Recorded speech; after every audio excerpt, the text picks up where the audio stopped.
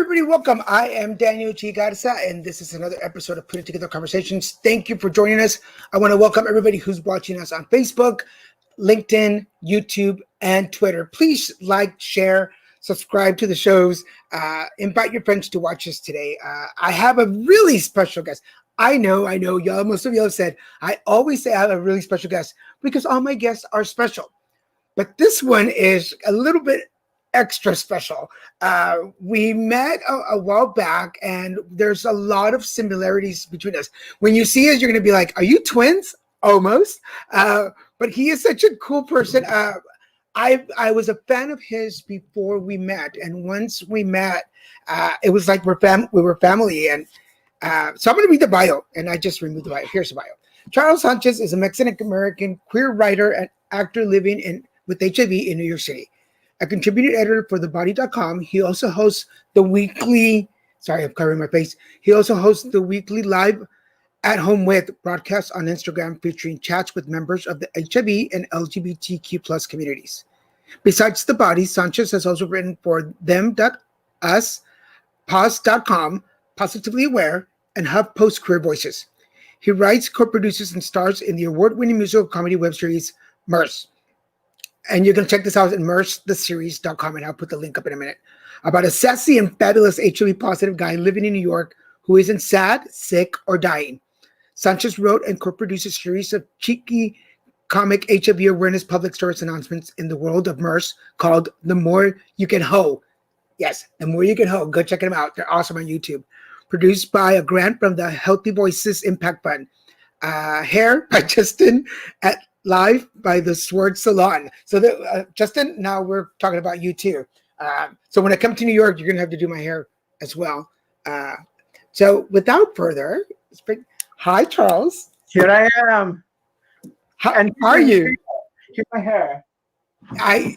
It's so, I was going to say business in front, but it's like party in front after party in the back. Right? A friend of mine saw the back of my hair and he goes, "You look like a pony." I was like, okay, great. All right. It's the new series of My Little Pony. Merce. Oh, gosh. It is so good to see you. Thank you for coming on the show. Yeah, my pleasure. So we talked a little bit about in the pre-production about how we met, because I was a little confused. For those of you Healthy Voices, I've talked about Healthy Voices several times on the show. It's an annual conference put on by Johnson & Johnson, and I participate. But you and I actually met in Washington, right? I think it was Florida. Was it the one in Florida? It was either in Washington. It was at the United States Conference on AIDS. It was still called that at the time. Now it's called HIV/AIDS. But it was at one of those conferences, and I went to a Positively Fearless. You guys were hosting a meeting or hosting a session, and I went, and I was like, "Oh, I know that dude." It's so interesting how, like, a lot of us, for those of you that are following the show for a while, know that I'm also an HIV advocate and patient leader, and Charles and I that's one of the things we have in common, but we know of each other for a long time, and then you get to a conference and you're like, well, we've known each other for years. Like, how do we like you know what I mean? Right. Like the minute you and I started talking, it was like, oh, but I remember I grabbed you after that session. I grabbed you and I was like, hi.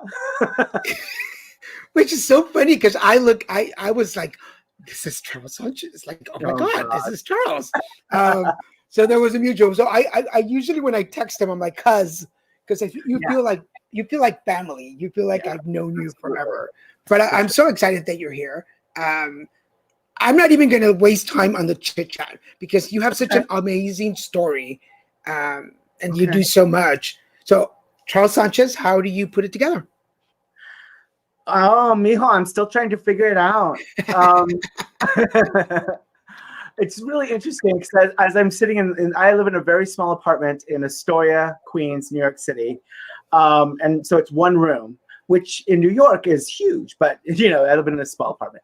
But I have a little corner wall that has pictures of my family, my parents' wedding picture, and I have this awesome picture of my grandmother, one of my grandmothers, and she's going like this to the camp,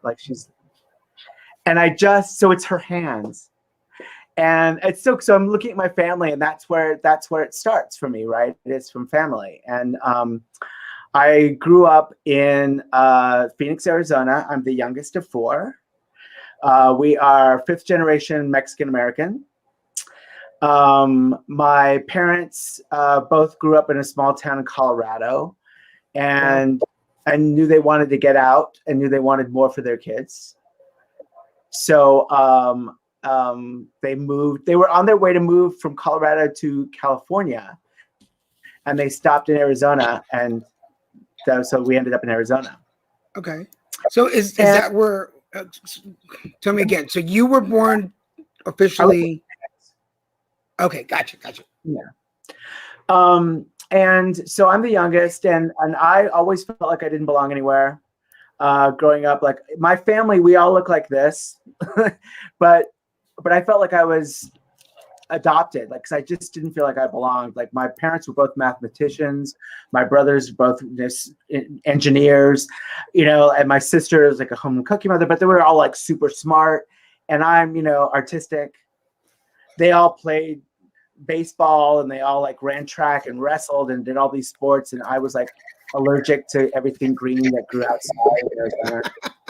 I just wanted to be inside the air conditioning where the Twinkies and the ding dongs were, And so around like third grade, I guess, my music teacher said, like, have you ever heard of the Phoenix Boys Choir?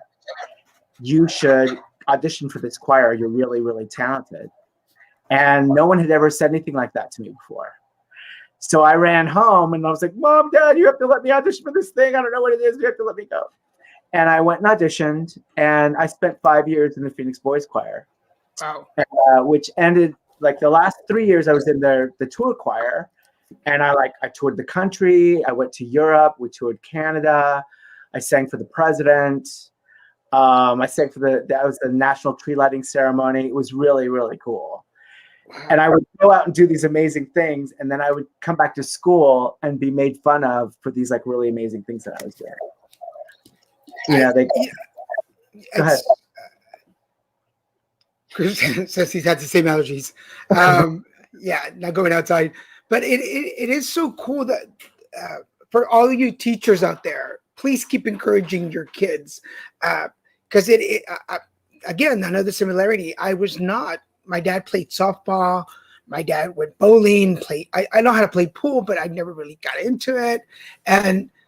But the moment before my voice changed when I was younger, I had a teacher in the fourth grade who was like, join the school choir. And I was like, we don't sing. Like, we sing when we're drunk. We don't sing. But I got to go sing for Christmas at several different events. But I'm so glad that you had that encouragement, because my family was not that type. He still has it today. There you go. How did you? Let me ask you a little bit before we move on about the bullying and teasing. How did you handle that, and how did you overcome it? I don't know. I think though that I did develop a sense of humor. And the sense of humor is a really good deflector, and a really good diffuser. I'm a very small person. I'm 5'5", and I've always been little. Like, this is I think I've started shrinking, so this is it. I'm not getting any bigger. So that's another thing, that it's easy to pick on small people, as well as small people who are different. So I think I developed a sense of humor. I got good at hiding, at just like ditching people. And I had because I was funny, because I was talented, I did have friends that were popular because they were also in drama, or they were also in other things that I was in. So like my friend Renee was in drama and she was dating a lot of other boys who were mean, but they would stop being mean to me because Renee was like, stop it, that's my friend. That's helpful. Thanks. Yay. You know? Yeah, because well, I came out when I was 17, and because I was already popular before then, the girls and their parents just loved me, and I was safe for the daughters. So Right. all the guys in school were nice to me because I had my harem of girls that I hung out with, and the girls were nice to me because I got invited to all the boy parties. So it was one of the, yeah, it's really cool. We have another comment here coming. Wow, that was my, oh, that's a, somebody's not into sports, but I loved art drama class. Did acting and developed a love for writing. Yes, he was bullied for being a quick kid. Yeah, I think a lot of us have a similar story. And so you get older. I get older. You discover who you are. My voice changed. I was in high school and I started doing theater, and that became my new addiction. I was always in music too. I was always in choirs and bands and stuff, but acting really became the passion. And I decided that I was going to move to New York and become a famous actor. And my phone is telling me right now that I'm supposed to be doing this interview with you. Oh, you better go. Whoopsie daisy. Anyway, so I loved being an actor. I really got very passionate about it, and so at 19, I moved to New York City to go to acting school, and I did not come out. I was very closeted. I was very Catholic. I loved the Catholic Church, and my oldest brother and my sister and their families are born again Christians, and they were very hardcore evangelical. I remember having and my sister would be upset to know that this upset me so much. Like she's not like this anymore, but she had this big conversation with me about homosexuality and about the evils of homosexuality. And that has been brought up in my life. My brothers brought that up to me too when I was younger, a lot. And before, this was way before I came out. This was just like, what are the things we're going to talk about today? And it really wounded me a lot. And so I think part of the reason I was glad to move to New York was to be so far away from my family that I could kind of figure out who I am and explore what gay is to me and stuff, and penises and stuff. I know, right? I don't know. And it was really, so I went to acting school, and that was really great. With God's sense of humor, all the guys in my acting class were straight. In acting class. Anyway. I know. I'm like, all of them? Yeah, well, one of them we found out later was a little bit experimental, but we didn't find out until later. He wasn't like in class, doing a Vita, you know. So I got out of acting school, and I really thought that I was going to be successful as an actor. Like, I thought, I'm ready to go. And what ended up happening was I really got successful as a waiter. I had a very high caliber of rejection. I had an agent. I had a manager. Like a lot of things that contemporaries of mine, friends of mine, didn't have. Like, that was a big deal to have an agent. It still is. You know, like, I had an agent and a manager, people who believed in me, and I got a lot of big auditions, and I just wasn't getting work. And it became like, so things that I said I would never do, I started doing. Like, gosh, I'm drinking a lot. Oh, well. Gosh, I'm smoking a lot of pot, even though I have to sing tomorrow. Oh, well. Like, what does it matter? What does it matter? I'm not going to get hired anyway. And I remember I actually have a day that I can look back on and like, that's the day I gave up the dream in my mind of being. I went and auditioned for this movie, and I knew I did well. They had me read like 3 times, and I knew, I was like, ah. And my agent called me, and she was like, they love you. Oh, there I am. And then Then the next day, oh, they can't use you because you're not SAG. Then the next day, oh, well, they want to make you SAG. Then no, they hired somebody else. Like it was a week of yes, no, yes, no, yes, no. And then finally at the end of the week, I got a call and I'm in my waiter's uniform in the basement of this hotel where I worked. And I call my agent and he says, they're so mad they went with the person that they went with because you were so much better. And I'm like, so it doesn't really matter. It doesn't matter what I do. It doesn't matter how hard I work. It doesn't matter how talented I am. I am not the guy who gets the job. And that was the day that I just started saying, fuck it, and just unreasonable things became reasonable. So after about 11 years in New York, I moved. I left New York. I went home to Arizona for a little while, and then I moved to Los Angeles. And I got in a lot of really fun trouble there. And I managed, I did a lot of drugs. I had a ton of sex. I drank a lot.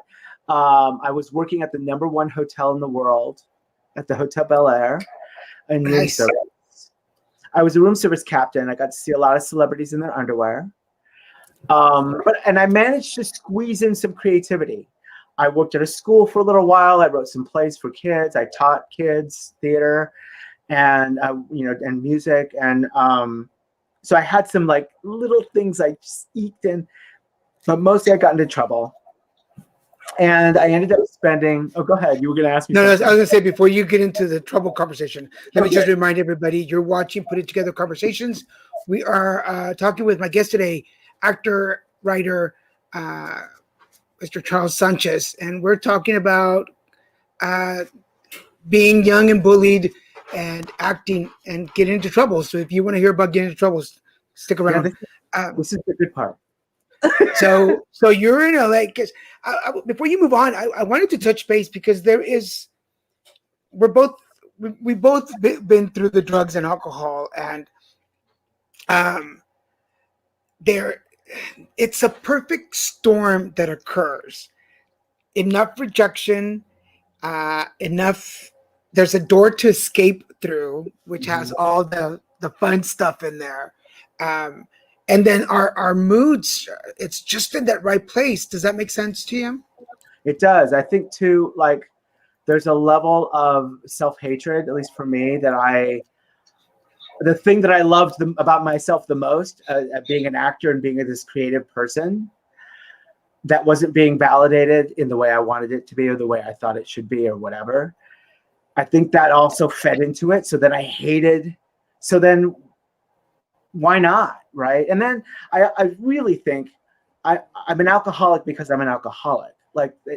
These other things helped. But I think I was born to be an alcoholic. That's just how I'm built. But the other stuff was feed for the fire or whatever. Right. Right. So I ended up spending what was a 30-day sentence in LA County Jail. I had a DUI. I'd gotten this DUI. I had a DUI. I'd met this guy at a bar, and I was following him home. And the cops pulled me over for tailgating. And I was like, tailgating? I'm following that guy home. There's a legitimate explanation, officer. Yeah. And I was also very upset that the dude didn't stop with me. He took off. He went home. I was like, and then they gave me the test and all that stuff. And they kept me overnight. And I had to go to court and whatever. And then they give you all these things when you get a DUI. You have to go to 90 meetings in 90 days or 30 meetings. I don't remember what it is. It's one of those. You have to go to AA meetings. You have to go to this class about alcohol and awareness and driving and whatever. That's really stupid. And you have to do all these things. And then the thing you have to do after you do all those things is you have to go back to court and go, look, I did the things. And that I didn't do. I didn't do the last part. I went to the AA meetings, but I don't remember them at all because I didn't care. So I was walking out of a bar, and this cop pulled me over for suspicious behavior. Walking, like I was walking, and he pulled me over. And suspicious behavior, isn't that walking while Mexican in Los Angeles? What? So I. Then he checked, like he checked me over and stuff, and then he turns out there was a warrant out for my arrest for not taking care of the DUI. And when I went to court, they gave me 30-day sentence. So I had 30 days in LA County, or actually it ended up being like 16 and a half days or 17 days. Yeah. And I was in they had 4 big gay dorms in LA County Jail. And I was in the most violent of the 4 dorms. They called it Thunderdome. There were bloody fights in that dorm every day. And it was usually about, you slept with my boyfriend or something. It was always something crazy. There were like tough gay guys. And everybody had their own like little cliques. And then there were like the transgender, or I'm not sure if they were all transgender, if they were like transgender drag mixes or what they were, but they would take the uniform and cut it out and make like little outfits. Yeah. It was awesome. It was so great. So that was really, really scary though. And I remember thinking, I'm not supposed to be here. I've taken a really serious wrong turn in my life for me to be in freaking LA County. It sounds like a Bugs Bunny moment. It's like, I should have made it left at Albuquerque kind of thing. Yeah, absolutely. Yeah, that's perfect. I didn't know this part about you, and interestingly enough, we have a similar story there too. Yeah. Yeah. But go ahead. Yeah. So my question is: so you're in there. Is that the moment where you like really? Because I remember when I was in jail. I was like, I'm never going to again. And then the moment I was out, I was like, party. Yeah. Was it the ever come to Jesus moment or? Mm-mm. No, it wasn't. It was, I did say like something's wrong in my life. And I thought it was when I got out, I partied like that's the first thing you do. Come on. But I really thought drugs are my problem. I need to stop doing hard drugs. So, and I had this ex-boyfriend from New York who had moved to Little Rock, Arkansas. And we were talking on the phone and he was saying all the right things. We're meant to be together. We're soulmates. Arkansas is a great place to rebuild your life. And so I got on a Greyhound bus. And I rode 3 days on a Greyhound bus to be with him, to move to Little Rock. And the minute I saw him, I was like, oh, this isn't going to work. And I stayed with him for 3 years. Oh, my God. So, funny, I was going to say, you sound like a country song, but the funny thing about that is I was listening to country music when you signed on. So... like I'm on the Greyhound 3 days to Little Rock, Arkansas to meet my husband. Why are we not? We should write this. This is a scene. Right there. This is perfect. So yeah, and a Greyhound, like it was awful. So, and Greyhound. Let me just for people put the picture. What year was this? It was 2000. Okay. Wow. So that's 20 years ago. Yeah. Okay. Yeah. So for everybody watching, this is really pre like online dating stuff like this. Yeah. I mean, there was a little bit of like gay.com happening. There was a little, but like we didn't have phones. We didn't have like, I was using payphones in Los Angeles to call my drug dealer, so I get to Arkansas and I move in with Michael and I start to build a life there. Like I stopped using hard drugs. So that was helpful. I did not quit drinking because that was helpful too at the time. And I started doing a little bit of theater. I started getting some friends there. Arkansas is beautiful, which is really helpful. And I have a lot of amazing friends there. So like I hear a lot of shit about Arkansas, and it's all deserved. Yes, their government is shitty and all that kind of stuff. But the people that I know there are amazing and beautiful and hilarious and awesome. So one of the questions on the board is, was it 3 years of a dysfunctional relationship? Oh, yes. Yes. Anything functional about that relationship at all. Yeah, I have so much. I don't want to make this about him, but because I have a whole lot of material. Save it for the script, because we're going to do this. Yes. So after a few years, like I was with Michael for 3 years ish, and my dear friend Cassie, one night she came over and she goes, "You have to come and look at my spare room. I just redecorated my spare room." So I went to her to look at her new apartment, the new spare room, and she goes, "This is your room. You are staying here tonight, and tomorrow we're moving you out of Michael's." Wow. And so she like said, "You're breaking up with him today," and I did. That's exactly what happened. So I lived with Cassie for 2 or 3 months, and then I started getting a stubborn case of bronchitis that wouldn't go away. And the restaurant that I was working at fired me because I hadn't been myself. And one day Cassie came home to check on me and found me on the floor of our apartment, blue from lack of oxygen. She picked me up and threw me in her car and drew me to the emergency room. I don't remember any of this. They intubated me. The next thing I remember really is that I was waking up and my whole family was around me. And apparently it was 3 weeks later. I was in a drug-induced coma for about 3.5 weeks. The diagnosis was AIDS. My viral load was through the roof.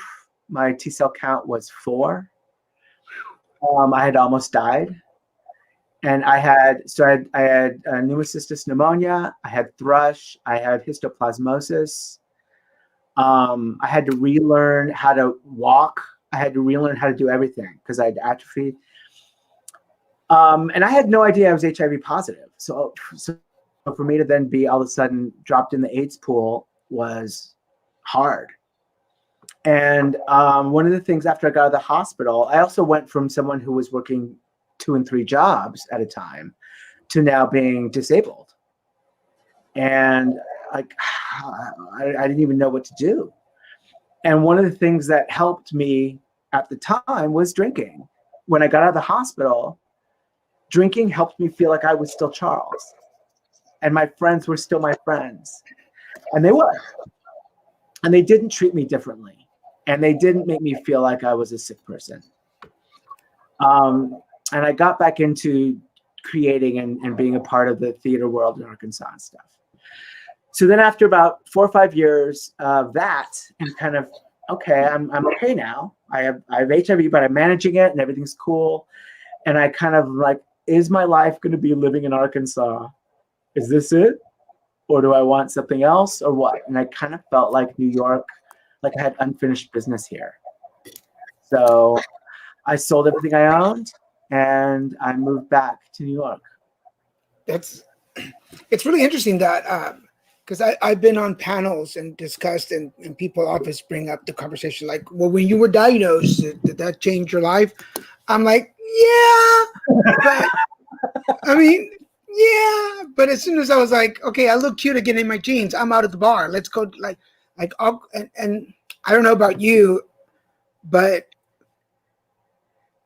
being diagnosed and not having the opportunity to really process it, because I ended up in the hospital too. I was 110 pounds, 108 T-cell count, and I ended up having to go to the hospital. So it was like, it wasn't like I went to go get tested on purpose. Like I made the plan to go get tested and found out. It was like, you're sick, you're positive, go. And it's funny because I was diagnosed in 2000, but it took me a long time to. My question to the doctor was, when they gave me my diagnosis, was like, will my hair grow back? Because I was losing my hair and I couldn't really walk. And I'm like, will I be able to walk out of here? And the doctor says, yeah, it's going to grow back and you can walk, but you have AIDS. And I'm like, I get it. Can I walk out of here? And he was like, yes. I'm like, okay. I love that you asked about your hair first. You know, girl, it's like, come on, like I don't have the head to be bald. It does not function right. And I can't pull off the Kojak look. It doesn't work well. Although I tried it again when I had cancer and I still didn't like it, so I grew it back. But it sounds very much. I mean, I'm always amazed at how much we have in common. But people think that HIV or AIDS is automatically this life-changing moment for many, but for a lot of us, it wasn't that defining moment, right? Well, I don't know that anything in life happens like that, like where it's this moment that now you become a butterfly. Like, I think everything is a process, and certainly that was for me. How did I manage my family dynamic with a diagnosis of AIDS? Okay. Ooh, I forgot this part. I came out to my family as gay when I was 30. In letters, because I'm a pussy. And I couldn't do it. I was not brave. But they came around. And like, my mother now has been to more gay weddings than I have. True. Oh. So what's interesting about my AIDS diagnosis is because I was so sick and I was in a coma for so long, my family knew I had AIDS before I did. Mm.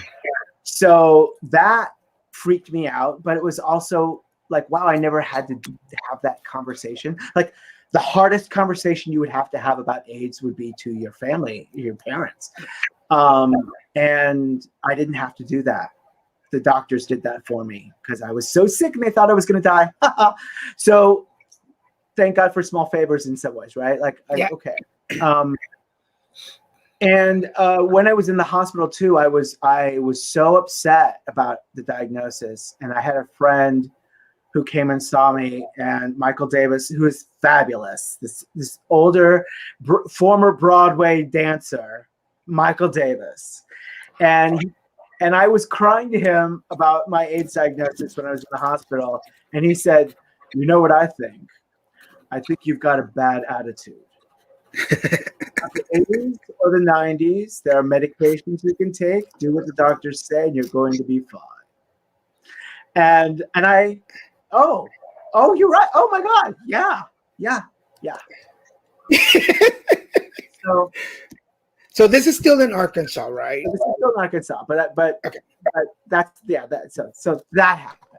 But then when I moved to New York, in 2008, and I kind of bopped around for a while. Like, I lived with a friend in Brooklyn, I lived in Queens, then I moved into an apartment in Manhattan. I started doing some this and that work. I really tried to start writing more and just doing some other creative stuff. But I was drinking a lot, and I was drinking a lot. So fast forward that to 2010, July 4th weekend, my therapist at the time, who is gorgeous, found me passed out on 9th Avenue between 42nd and 43rd Streets in Manhattan. Wow. And it was this miracle. He happened to be walking by, and saw me. And the police were on there. Police came, and he's like, no, I know this guy. And he also, of all his clients, he had been to my apartment when I was recovering from a surgery. So I was the only client that he had been to my house. He knew where I lived. Oh, wow. And so it was this miracle. And I didn't remember it because I was a blackout drinker, which is really scary. But yeah, there was a lot of my drinking time that I don't remember. And so when I woke up the next day, I was home and I was cool. I was like, oh, well, I've got my wallet, I've got my glasses, I've got my phone. I'm all right. And then my therapist called me and said, like, do you remember seeing me last night? No. He goes, okay, well, I just want to make sure you're all right, and I'll see you this week. And So then when I went into the session, he said, he didn't tell me he thought I was an alcoholic, but he goes, I want to tell you what happened. And he told me what happened. And he said, you reeked of alcohol. You had Chinese food all over your face and your shirt. And I was like, wow, I had a whole meal somehow. Or somebody threw a Chinese food at me. I don't know. It's New York. Anything could happen. But I kind of figured like, oh, well, I better get sober later. Later. Right. Yeah. I went home and I bought a big magnum of white wine and drank it. But then the next day I didn't drink. And the day after that, I didn't drink. So then I thought, oh, am I serious about this or not? So I went online. I found a recovery group meeting to go to. And I went. And I was like, I don't want to do this. This is going to suck. It's going to be awful. I'm going to hate. I don't want to do any of it.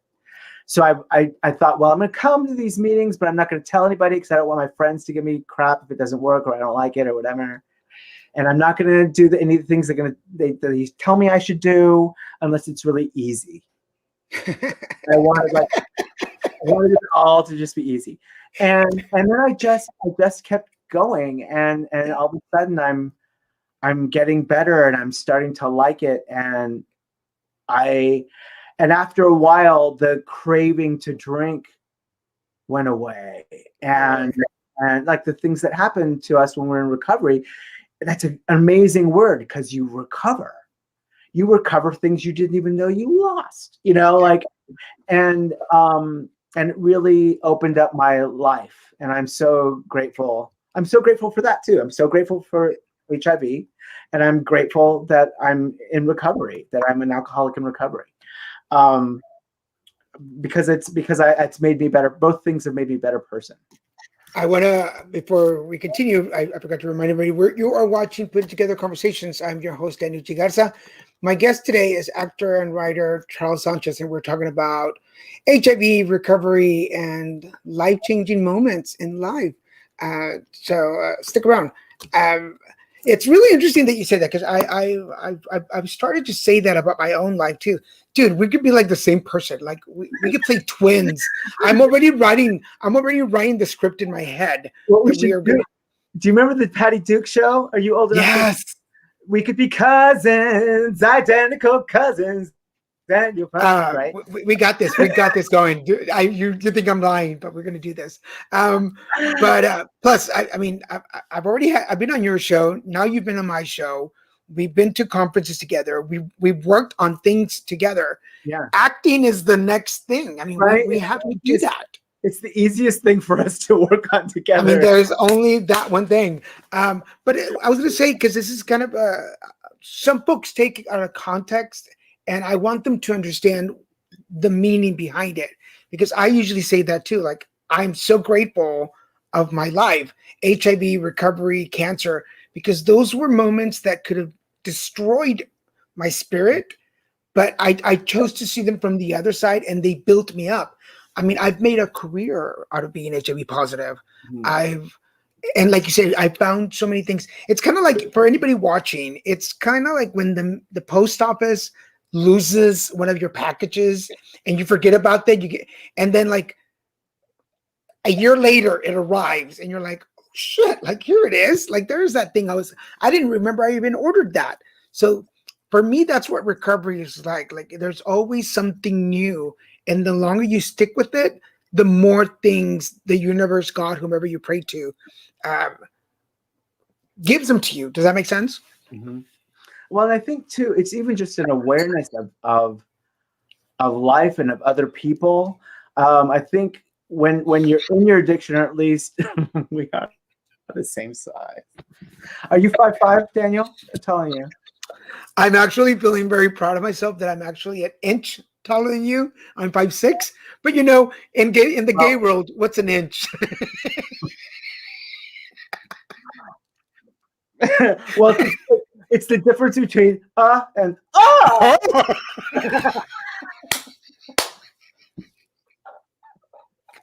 You made me. There you go. Oh wow! So where was I? What was I? Oh, we're talking about recovery. Yeah, I just feel like it's also made me more aware that I'm not the only person in the world. I'm not the only person in the room, and so I don't need to. I can help. I can be helpful to other people, and that makes me feel better about me. Yeah. There is something. There is there's a narcissistic elixir in alcohol for me that when I would drink, it was like, what is happening in my world and why are you not reacting to me? And when I stopped drinking, it'll be 14 years this June. Uh, I realized that I was missing out on so much of the world because I was so in my bubble. Uh, but yes, and definitely my advocacy work took on a different meaning because it wasn't about look at me, I'm HIV positive and I'm speaking. It turned into, hey, I've been through the pain. Let me share it with you and see if it helps you somewhere along the way. It really has changed over the years, so it's really amazing. We got a yes queen from the audience. Yes queen. Uh, now we're almost coming to the 15-minute mark, but Merce, we have to talk about Merce. Yeah, sure. So that's actually this is all great. So it was gosh, it just when did we start doing it? Years ago. I have a friend who's a photographer, and I've been doing some monologue work and some storytelling work, just to write. And he saw me perform, and he said, I want to do some videography work. Write something, and we'll film it. And so I wrote 5 things. And then he went and fell in love. That just ruins everything. So he was never around, and so I grabbed my friend Tyne, who's an old friend who I've known for 30 years. We're like young actors together. And I grabbed Tyne, and I'm like, hey, do you want to just film me doing these weird things? So we did like 5 or 6 of these videos. We called it Manhattan Man Travels. And we did 2 seasons of that, which was all like really ghetto. It was like no budget. The only budget we had was what we felt like eating that day, like or whatever. And it was like on a flip cam, like it was just really low budget. And so when we went to doing a 3rd season, I was like, well, if we're gonna do it, let's do it. Like, let's figure out, like, let's up all the production values. Let's like really make it a thing. Let's make it a web series. And we hired a consultant to teach us, because we didn't know anything about producing. And so I went back to the drawing board. I took the ideas from Manhattan Man Travels and kind of reworked them into the scripts of what became Merce. And I knew we wanted to put HIV, because I wanted to see someone living with HIV who wasn't sad, sick, or dying. Every time you see HIV in any media, the character is always, there's either like a sad violin playing, or it's a history lesson of the 80s and 90s, which is valuable, but that's not the only story we have to tell about HIV. And so I wanted to show somebody who was enjoying his life. And so when we were developing it, we were like, okay, it's going to be a comedy. And then we decided to like make it a musical, to make it opposite of what you think of when you think of HIV. We're going to make it this bright, colorful, campy, bawdy, silly musical. So we did that. First season was 2015, I think it came out. Okay. I'm looking at, I won an award for Merce for the first season at the official Latino Film Festival. Wow. Best actor in a webisode. It was the first acting award I'd gotten since high school. That's awesome. Hilarious. I'm gonna say, for people watching, I just put up the banner with the information where you can go find it.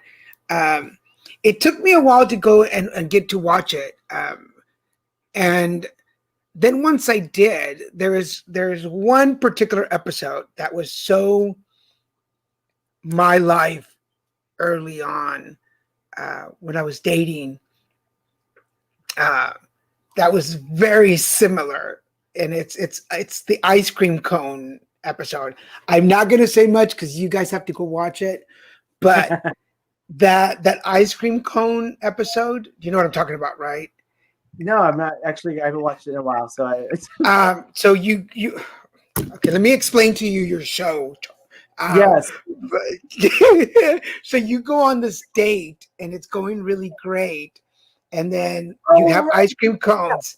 Yes. You have Yeah. ice cream cones, and you're standing outside, and you're like, the guy's like, "Hey, blah blah blah blah blah blah," and you're like, "Hey, blah blah blah blah," and he's like, "I gotta go." Um, Right. it was We like it was almost tell that moment. word. And actually, we weren't eating ice cream cones. We were eating cannoli. But they looked like ice cream because of the way we were holding them. Like, Oh, okay, but yeah, there was cannoli. gotcha. Because we're in New York, cannoli. What else? But I'll just, this moment happens. They're on a date, and the character says, the boyfriend, the character, the date says that he has esophageal cancer. He's recovered. He's like, I had it, but I'm over it, and I just wanted to let you know.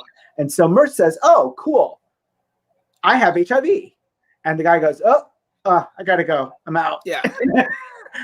And yeah, that happened in real life. That came from a real life moment.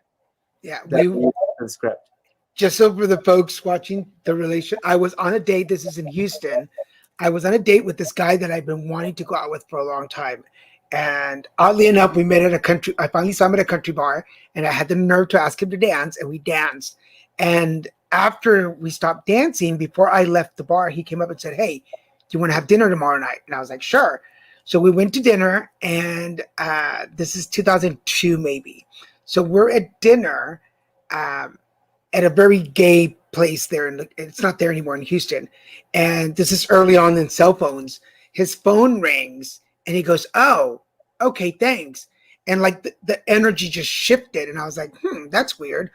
So we get back to his place, and he'd asked me early on, "Would you like to come back to my place after dinner for coffee?" And I was like, "Of course." When we get to his house, he goes, "You know what? I think I'm tired." And I was like, "Oh, okay, no problem." Well, about a year later, we bumped into each other at that same bar. And I'd seen him out at other places, but he came up to me and he was like, "I am so sorry. This is what happened. When we were at dinner, one of my friends called me who recognized you from your advocacy work." And instead of saying anything, I was like, "Wow, dude." And he goes, I am so sorry. But I was a little bitch then. And I was like, "Well, good for you. Fuck you." And I walked away, and I was like, fine. But years later, he found me on Facebook once I moved here and messaged me again. He goes, I'm so excited everything you're doing. I want to connect again." But he has a husband and kids now. And Of course. but you know what? I'm going to say this to all the people. If this ever happens to you, I just took that energy and I said, I'm going to advocate even harder. I'm going to teach even more. And I'm going to make sure that people who are rejecting people for being positive think differently. I'm going to be that instrument that needs to change things around. And that's what my advocacy has been about: education and precautions and stuff. So anyway, for those people out there, there's hope. There's hope. So yeah, I think that's when I got sick, when I was diagnosed, I remember thinking, like, is this the end of my life? And then I thought, no, I can be that person who, my friend Charles has HIV and he's cool. I can be that. I could be the person with HIV who's fine. And I have a big mouth, and and I don't mind using that. And that's a gift, right? Like, a lot of people are afraid to speak in front of people and are afraid to tell their truth. And you and I are like, ha ha, I'll tell my truth. Oh, you don't want to talk? Give me the microphone. Right. Yeah. Is this thing on? I've got a routine. Oh, I don't need a mic. I can project.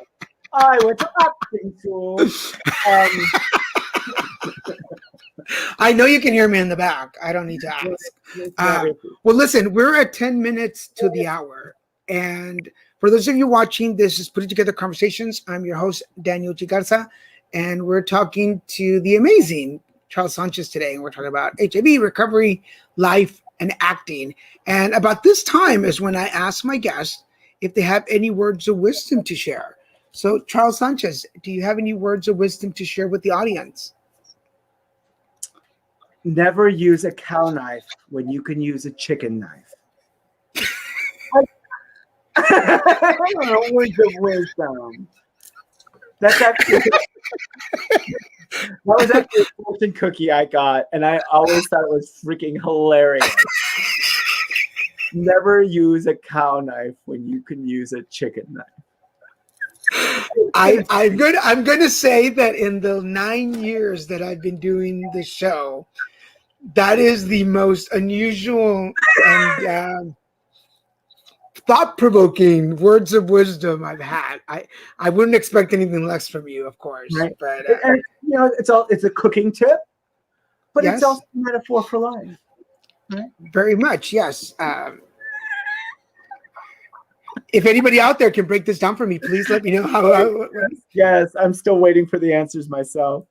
Okay. I rebuke you. Don't rebuke people, rebuke the demonic raisins. There you go. That I would take that as the translation. So where Mommy, where are you now? Mommy dearest, what did you say? I'm not mad at you. I'm mad at the dirt. Right? Those are very good. Mad at the person. Be mad at the dirt. That's yeah. I think those are. Words of the wisdom. I'm gonna chuck it up to that. Your whole hour has been words of wisdom. Why? Let's go with that. Where are you now? What are you working on now? What's happening in your life? Because I know season 2 came out. So season 2 came out a year and a half ago. Gosh, and it came out right before we released season 2 in January of 2020, and then the pandemic hit. But you can find all those episodes are on Vimeo and on YouTube, and also on our website.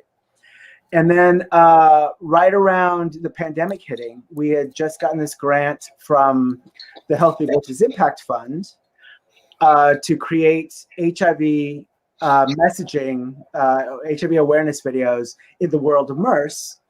And we had done, so it's like I had written 7 public service announcements that are like the more you know kinds of service, like those videos from the 90s, and then 1 song. So we had went into the recording studio, we recorded the song, we were ready to shoot, and then the lockdown happened and everything stopped. So we went back to the drawing board after the summer and kind of like, how can we film this in COVID time? How can we make this happen?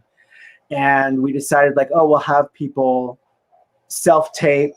And then we did 1 shoot 1 day on set where we shot outside so that it was open air. We did those, and then we shot that was in like October, I think, of last year. And then we released those in January. And it's we've gotten the most watched of any of the videos that I've ever created for MERS. These videos have gotten thousands of views, and I'm so proud of them. And they're funny, and they're sex positive, and there's nothing boohoo about them, and talking about things like PrEP and U equals U and using condoms and getting tested and loving who you are and not being afraid to go out and have sex if that's what you want to do.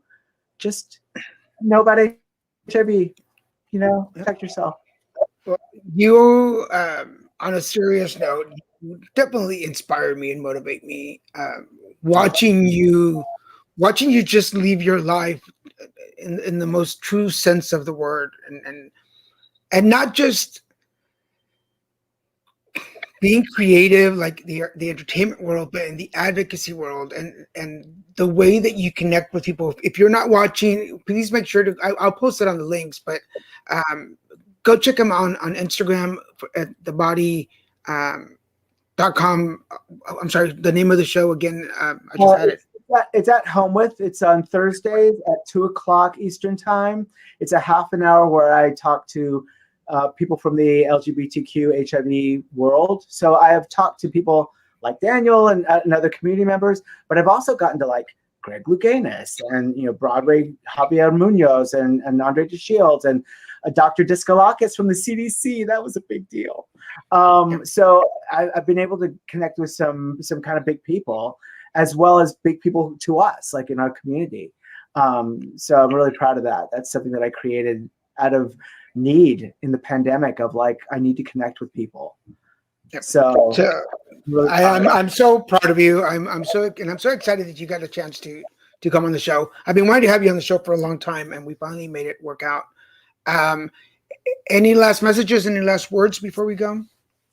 No. You can also you can find me on the social medias if you want to follow me on the social medias.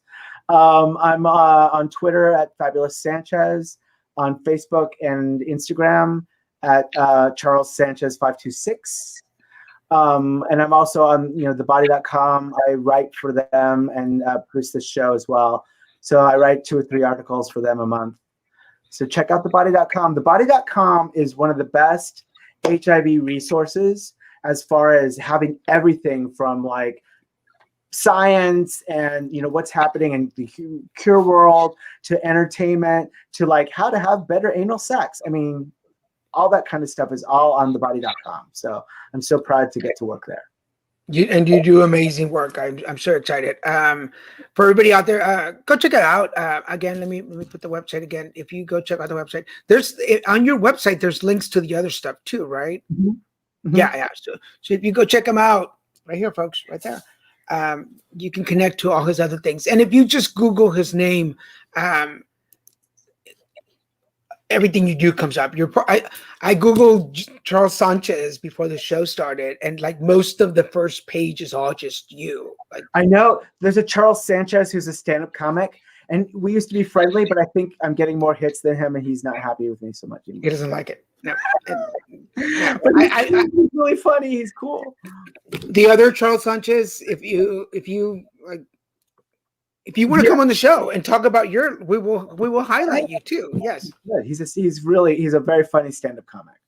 It's kind of like the was it on RuPaul, the other Tyra? It's like the other Tyra. He's the other Charles. But Charles Sanchez, comedian, if you want to come on the show and be part of this, you are welcome. Come join us. Get in touch. Great. You're amazing. I can't. I can't. I want to say I can't. I am so looking forward to traveling again and going to conferences and connecting with you. Your energy just exudes, and the people around you just are always happy. And but I'm serious. I am looking forward to acting with you and playing with you on a set. Yeah, I think that's a really good idea. I think we have something to create together. Absolutely. I'm just saying, if Merce needs a little Mexican cousin to come and visit in season 3, I'm just saying. Season 3. Oh, I'm just saying, because season 2 is pretty cool. I started watching it, and it's pretty cool. Like there's, like, and I say this for everybody. This is not like being bitchy, but it always happens. Like season 1, you're testing out, and then season 2 of a series, like you got your bearings, you know where to improve, and it just grows. And I can tell. We really like upped the production values. We upped the songs are better, I think, and I mean I think everything just upped in season 2. The stakes. Let me make sure. No more questions. Usually, I've been missing the last comments that people make, and I want to make sure I make sure. Well, Charles, I'm going to put you in the green room to hold on for a second. But thank you so much for being on the show. I so appreciate you being here. Everybody, Charles Sanchez, and I'll put his information down below in the descriptions. For everybody watching, thank you so much. This has been Put It Together Conversations. I'm your host, Daniel G. Garza. My host today is the amazing actor, writer, advocate, Charles Sanchez. If you're watching us on Facebook, make sure you subscribe to the pages and get notifications when the shows come up. If you're on LinkedIn, make sure you like this video and share it with your friends on your page. Let them see what you're watching. On YouTube, we always appreciate you smashing that subscribe button, scroll down and like this video. That helps us a whole lot. And for all of our Twitter friends, please retweet the show and make a comment, and I will make sure to get back to you. If you have a put it together story and you want to have a conversation about it, get in touch with me on any of those social sites. Send me a message, and I'll make sure to reach out to you with information on how to come on the show. For now, I want to thank all of y'all for being here and watching. Remember, this is Daniel G. Garza saying, hey, put it together.